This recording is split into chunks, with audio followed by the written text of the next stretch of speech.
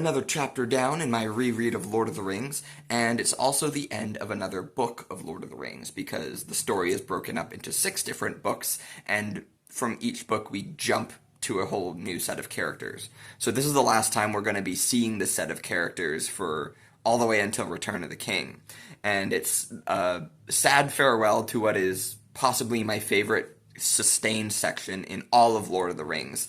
This story we've had with Aragorn, Gimli, Legolas has been great. As soon as the Treebeard chapter is out of the way, then it really gets going, and it's basically stayed pretty engaging and fun all the way up until this point.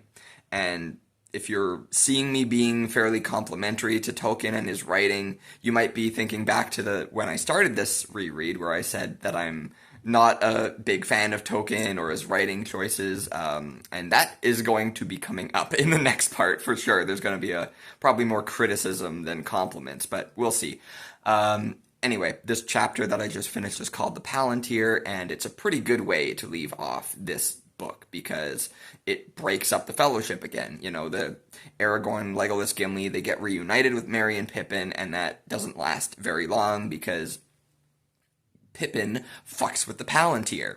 The Palantír is one of those dark objects in Lord of the Rings that exerts subtle influence over you if you merely handle it or look at it. Now, Gandalf wants to use the Palantír. He knows it's a connection to Sauron, but he doesn't let anybody else know that. He basically keeps it all secret until it's too late. He wants to hold the Palantír with him until the time is right to use it, but he's going to keep it shrouded. And then Pippin comes and throws a wrench in that plan. Like, all he wants to do is look at it again, but that's just enough influence to get him temporarily possessed by Sauron, who's like hurting him and showing him all these images and telling him to explain who he is and all this stuff. And that leads Gandalf to realizing that Sauron means to strike Minas Tirith, and it's very subtle in the books. There's something mentioned about seeing 7 stars falling or something like that, and that's supposed to be the connection to Gondor.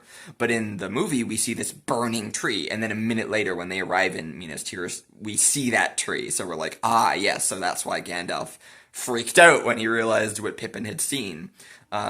And then we get the ring rays again. We haven't seen them since they got swept away. We don't know that they're back yet. So the way that the book reintroduces them is they're flying overhead because they've been drawn by the Palantír being activated again. In the movie, it's Frodo and Sam who first see the ring rays again, which I think I prefer, but I'm not really sure. Anyway, that's the end of this book of Lord of the Rings. I'm preparing for a little boredom with Sam and Frodo, but we'll see how it goes. Follow along for my next